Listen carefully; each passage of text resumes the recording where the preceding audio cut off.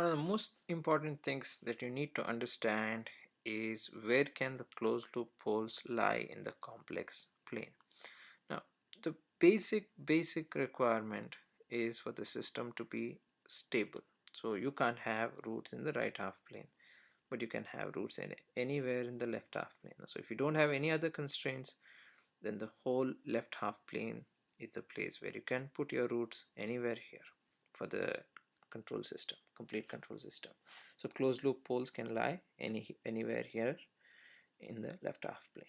What happens is, as you put constraints or time domain specifications, you carve out regions of this left half plane as invalid. For example, so let's say our rise time, we say, which is equal to 1.8 divided by omega n, is less than 0.2 seconds, which means that omega n should be greater than 9. So you can't have roots inside a circle of radius 9. So the only valid region is whatever is left on the outside. Let's say in addition to that, I have peak time should be less than 2 seconds.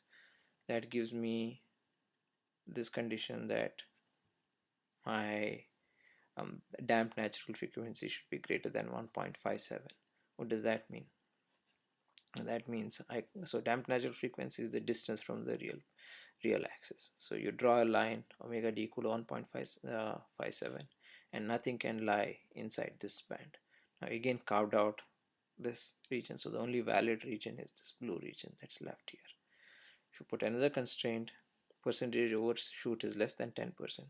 That corresponds to a zeta value of 0.6, which is 36.8 degrees, which means you carve out again. Things have to be outside this triangle. So again you carve out. So the only valid region is what is left. So that's how that's what your time domain specifications do.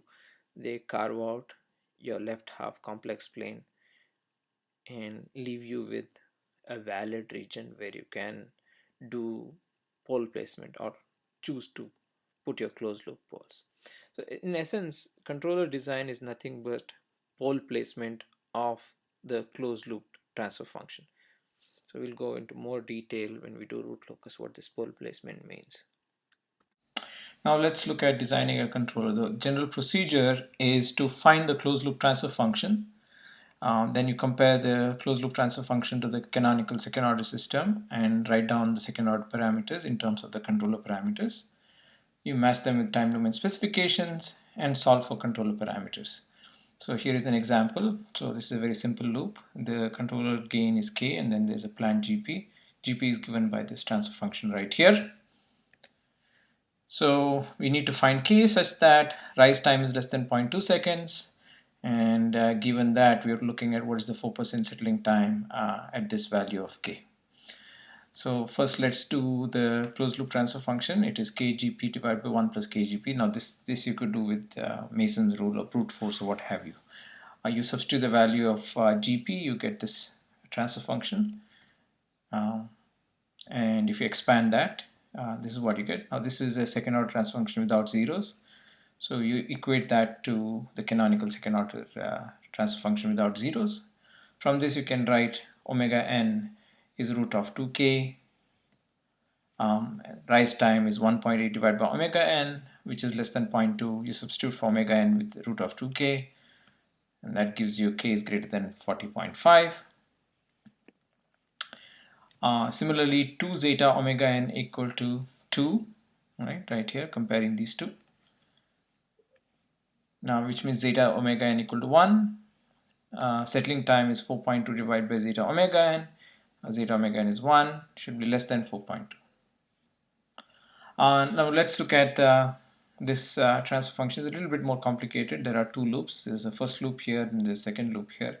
Once again, you use Mason's rule to find the closed loop transfer function. Here you're looking at a little bit complicated here. You want to find the KKD plane where the you have valid region for 4% settling time is less than 2 seconds and peak time is less than 0.2 seconds. So first thing you do is find the closed loop transfer function. like so. You substitute for GP in here, you get that. Now this is definitely a second order transfer function without zeros. You equate it to the canonical second order transfer function without zeros, and then you match up terms. 2k is kdc times omega n squared, which is equal to omega n squared, right? This is the same and this is the same. So kdc is 1, omega n is root of 2k, and 2 times 1 plus kd from here, this and this are the same. So that gives you 1 plus kd equal to zeta omega n. So from here you can write omega n times root of 1 minus zeta squared, which is from here. You substitute these two things here, you get root, this is root of 2k minus 1 plus kd squared, right? So this is essentially root of omega n squared minus omega n squared zeta squared. Omega n squared zeta squared is this whole squared. Omega n squared is 2k, so that goes here. This squared goes here. All right. So writing in terms of time domain specifications, you have Ts is 4.2 divided by zeta omega n. That is 4.2 divided by 1 plus kd, that is less than 2. So you can, from there you can write kd is greater than 1.1, and peak time is pi divided by omega d, which is pi divided by omega n times root of 1 minus zeta squared. We have that expression there like so, and you simplify it, you get k is greater than this value. Now you plot this and this curve and write the regions down, and that's what it looks like. So you choose any value of k and kd inside this region, your controller should be good to meet the time domain specification. That's the end of this